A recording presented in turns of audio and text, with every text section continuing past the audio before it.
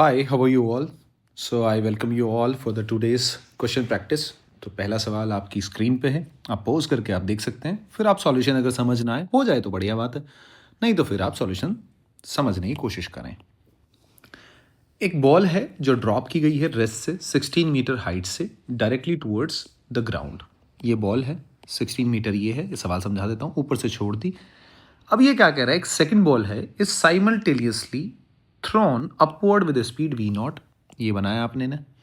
If the two ball collide at the moment when the second ball is momentarily at rest then height of collision. सवाल ऐसा है, ऊपर से छोड़ी, नीचे से फेंकी, ये वहां टकरा रही है जब ये दूसरी बॉल मोमेंटरली रेस्ट पे हो, तब ये जाके टक्कर मार रही है, यानी कि ये कुछ क्षण के लिए रेस्ट में आई हो। यानी कि इसका मतलब क्या है, इस सेंटेंस का मतलब है second ball at rest, momentarily का मतलब है इसने अपनी मैक्सिमम हाइट अचीव कर ली। सवाल ये है कि ये जब अपनी मैक्सिमम हाइट अचीव करता है तब वो टक्कर मारता है ऊपर। अब ये सीधा सीधा दे देता तो सीधा हो जाता, लेकिन अब इसने थोड़ा सा छुपा के दे दिया सवाल को ताकि बच्चे को दिमाग लगाना पड़े। तो इसका मतलब ये मैक्सिमम हाइट। अब दूसरी चीज जो मैं यहाँ यूज करूंगा, सबसे पहली बात तो रिलेटिव मोशन, सबसे आसान होता है, रिलेटिव लगा लो पता चल जाएगा। तो रिलेटिव लगा के कोलिजन कब करेगा, इसका एक्सेलरेशन जी नीचे, इसका जी नीचे। मैं क्या कर लेता हूँ, मैं इसको रोक लेता हूँ, इसको रोक के मैं इसके पास जो भी वेलोसिटी एक्सेलरेशन है वो उल्टी डायरेक्शन में दे देता हूँ। यानी कि वी नॉट किधर दे देता हूँ, इधर। इसके पास तो यू नॉट जीरो है ही, रेस्ट में है। जी में उल्टा दे दूंगा तो जी तो हो गया जीरो। यानी कि अब तो रिलेटिव में सिंपली सॉल्व करना है, एक्सेलरेशन जीरो, यानी कि टाइम क्या हो जाएगा जी तुम्हारा, टाइम कैसे निकलेगा, डिस्टेंस अपॉन स्पीड, ठीक है, जो भी है। अब ये इक्वेशन तुम्हारी 16/v0 आ गई, तो ये रिलेटिव में आपने सॉल्व कर लिया। अब दूसरी बात, इसको यहां तक जाने में कितना टाइम लगेगा, ग्राउंड फ्रेम में इसको मैक्सिमम हाइट अचीव करने में कितना टाइम लगता है, v0/g। अब ये जो टाइम है और ये जो टाइम है, ये टाइम तो सेम सेम बीता है ना। टाइम हमेशा इंडिपेंडेंट ऑफ फ्रेम होता है, वो इवेंट पे डिपेंड। आपका इवेंट शुरू हो चुका है, टक्कर यहां लगी, ये यहां पहुंचा, ये यहां आया, टक्कर लगी, आपने रिलेटिव फ्रेम लगा के ये टाइम निकाल लिया कि भाई इतने टाइम बाद टक्कर होगी। अब ग्राउंड फ्रेम के हिसाब से इतने टाइम बाद टक्कर होगी, दोनों टाइम को इक्वल रख दो, इक्वल रख दो तो v0 आ जाएगा। हमें क्या निकालना है, किस हाइट पे, यानी कि जब अगर मैं कोई बॉल यहाँ से फेंकता हूँ ये कितनी हाइट अचीव करेगा, h will be equals to v0²/2g, यानी कि 8 metre will be your answer.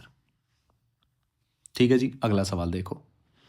अगला सवाल फिर से बहुत बेहतरीन और बहुत अच्छा सवाल है और सिंपल सा सवाल है, लैंग्वेज इतनी बड़ी है पर।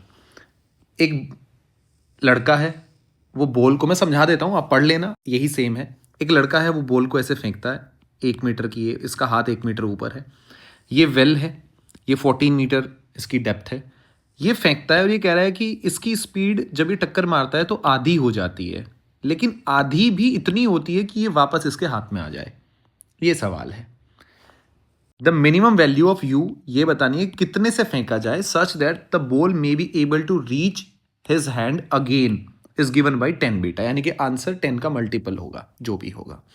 अब इस सवाल को थोड़ा पीछे से सोचा जाए, तो पीछे से सोचा जाए, अगर ये 15 मीटर की हाइट, यानी कि बॉल यहां से चले और 15 मीटर तक तो जानी ही जानी है, तो यानी कि इसकी velocity v is equal to, आप ये बताओ अगर ये बॉल में फेंकूँ ये कितनी हाइट तक जाएगी, तो h होता है v²/2g, अगर मैं इसकी v स्पीड मान लूँ, यानी कि v कितना है, √2gh। तो एक बात तो तय है, इसकी वेलोसिटी इतनी होनी चाहिए अगर इसे यहां तक पहुंचना है। तो सवाल को मैंने उल्टा सॉल्व कर रहा हूं मैं। अब एक बात और पता है मुझे, मैंने इसकी वेलोसिटी v मान ली और ये निकाल लिया √300। अब मुझे पता है कि ये जितने से भी बाउंस पे ये v से गया है तो टकराया कितने से होगा, 2v से, तभी तो आधी हुई होगी। यानी कि आपने u वेलोसिटी से फेंका, उसकी स्पीड कितनी है, 2v, हाइट आपको कितनी दे रखी है, 15 मीटर। फिर से इक्वेशन ऑफ मोशन लगा लो, third equation of motion, v²। अब सारी की सारी डायरेक्शन मैंने नीचे की पॉजिटिव ले ली, तो यानी कि g भी नीचे पॉजिटिव, u भी पॉजिटिव, तो कोई टेंशन ही नहीं है टाइम, मतलब आपको अब नेगेटिव लेने की टेंशन नहीं है। देखो v² टू v², u², वो भी नीचे की डायरेक्शन, वो भी पॉजिटिव, प्लस 2as एक्सेलरेशन नीचे की तरफ पॉजिटिव, s वो भी आप नीचे की तरफ यहाँ से यहाँ तक कर रहे हो, यानी कि वो भी डिस्प्लेसमेंट भी कितना है, 15। आप जब इसको सॉल्व करते हो तो यहाँ से आपका v कितना है, आपने यहाँ निकाल रखा है, वैल्यू पुट करोगे, u की वैल्यू आ जाएगी 30 मीटर पर सेकेंड, यानी कि 10 बीटा, यानी कि 10 × 3, यानी कि बीटा की वैल्यू कितनी है, 3।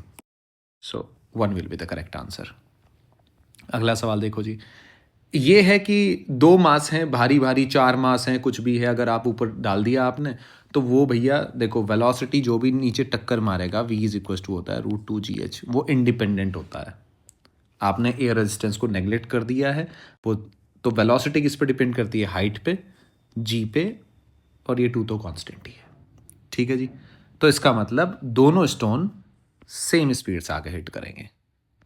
अगला सवाल देखो जी, ये अब आप जो पढ़ते हो resistance, the particle is throne upward from the ground, experience है कांस्टेंट रेजिस्टिव फोर्स एक्सपीरियंस करता है। सवाल ये है कि भैया यहाँ से फेंका, कांस्टेंट रेजिस्टिव फोर्स यानी कि फोर्स अब ऐसे लग रहा होगा, तो ये कितनी जर्नी गया ऊपर, ये h हाइट गया, जाके रुक गया, फिर आना तो h ही हाइट है इसको, लेकिन अब जो रेजिस्टिव फोर्स है वो बैकवर्ड लगेगा, mg इधर है, तो g इफेक्टिव कितना आएगा तुम्हारा जब वो डिसेंड कर रहा होगा, g माइनस ए, और यहाँ पे रेजिस्टिव फोर्स अपोज कर रहा होगा ना, मोशन का अपोज, रेजिस्टिव फोर्स का मतलब होता है मोशन का अपोज करना, तो यहाँ तुम्हारा जी इफेक्टिव इंक्रीज हो जाएगा और डिसेंडिंग में जी इफेक्टिव तुम्हारा डिक्रीज हो जाएगा।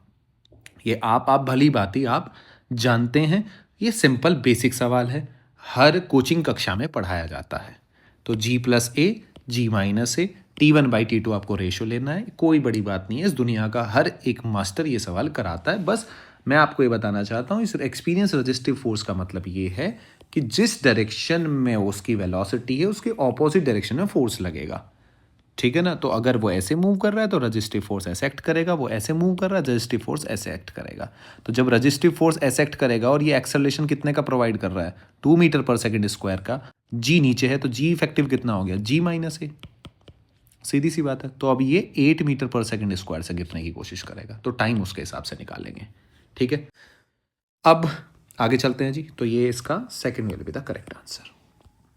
अगले सवाल, ये सवाल बड़ा अच्छा सवाल है। आप अगर देखो, एक बॉल है, रिलीज कर दी है ए पॉइंट से, करना और फिर सॉल्यूशन देखना। तो during its motion ball takes 2 second from B to C, यहाँ से यहाँ तक का 2 सेकेंड है, लिख लेते हैं जी, यहाँ से यहाँ तक का t is equal to 2 second है। आपसे पूछ लिया find the time taken by the ball from the A to C. अच्छा, करने के कई तरीके हो सकते हैं इसके, क्वाड्रेटिक इक्वेशन, लेकिन मैं वो बनाना नहीं चाह रहा, मैं ईजीएस्ट वे ढूंढता हूँ। ईजीएस्ट वे, एक तो तरीका ये भी है कि भैया यहाँ 2 सेकेंड है तो ये t-2 है, तो ऊपर ही सवाल को शिफ्ट कर लो, ये 80 है तो ये h-80 हो गया, तो एक इक्वेशन तो ये आ जाएगी, h will be equals to half GT² और h-80 will be equals to half into GT-2 का स्क्वायर। तो आप 80 को इधर ले जाओ और h को आप इक्वेट कर लो, तो यहाँ से क्वाड्रेटिक इक्वेशन बनेगी, एक सॉल्यूशन तो वहाँ से आ जाएगा। आप कह रहे हो हाँ सर ये तो बात समझ में आ रही है, लेकिन एक और मज़ेदार तरीका हम करेंगे। मैं मान लेता हूँ कि ऊपर से गिरा तो यहाँ u है स्पीड, यहाँ v है, अगर मुझे u पता चल जाए तो u इज इक्वल टू तो gt होगा ना, तो t is equal to u/g हो जाएगा। ये टाइम पता ही है, इसमें बस ये जोड़ना है, काम आसान हो जाएगा। आपको एक चीज़ दे रखी है, u v में ईजिली निकाल सकता हूँ। देखो s इज इक्वल टू क्या होता है, u प्लस v, अगर कांस्टेंट एक्सेलरेशन है, इक्वेशन ऑफ मोशन आती है, s कितना है 80, u plus v by 2 into t कितना 2, भाई 2 सेकंड के लिए चला ना यहाँ 80 मीटर, यानी कि u प्लस वी निकाल लिया मैंने 80, इक्वेशन नंबर 1। अब यहीं मैं इक्वेशन ऑफ मोशन यूज़ कर लेता हूँ, नीचे को पॉजिटिव डायरेक्शन को ले लो, यानी कि जी भी पॉजिटिव तो टेंशन खत्म, यानी कि v² is equal to u² plus 2as यानी कि 2 इंटू G10 इंटू एस कितना हो गया जी 80, यानी कि v² minus u² is equal to 2 into 10 into 80, यानी कि ये इसमें a² माइनस b² वाला फॉर्मूला लगा लो, यानी कि v minus u will be equal to 2 into 10 into 80, और ये आ जाएगा v plus u, v plus u को इसके नीचे ले जाओ, so v minus u will be equals to, आ गया आपका 2 इंटू 10 इंटू बच्चे 80 divide by v plus u कितना बना 80, कट गया, यानी कि v minus u will be equals to 20, equation number 2। आपको लग रहा है ना, यानी कि u plus v will be equals to 80, u minus v, इसको ऐसे लिख लो, v plus u is equals to 80, v minus u is equals to 20, minus minus minus cut गया, यानी कि 2u will be equals to 60, यानी कि u will be equals to 30, यानी कि ये टाइम कितना आ गया तुम्हारा, यहाँ से यहाँ तक, क्योंकि स्पीड कितनी आ गई तुम्हारी 30, यानी कि कितने में अचीव करेगा GT 3 second, total time 5 second, answer. तो ये एक इसकी फास्ट अप्रोच हो सकती है, ठीक है। ऐसे आप बड़ी फास्ट अप्रोच के साथ चीज़ें कर सकते हैं। आई होप कि आपको मेरी बात समझ में आई होगी, ठीक है जी।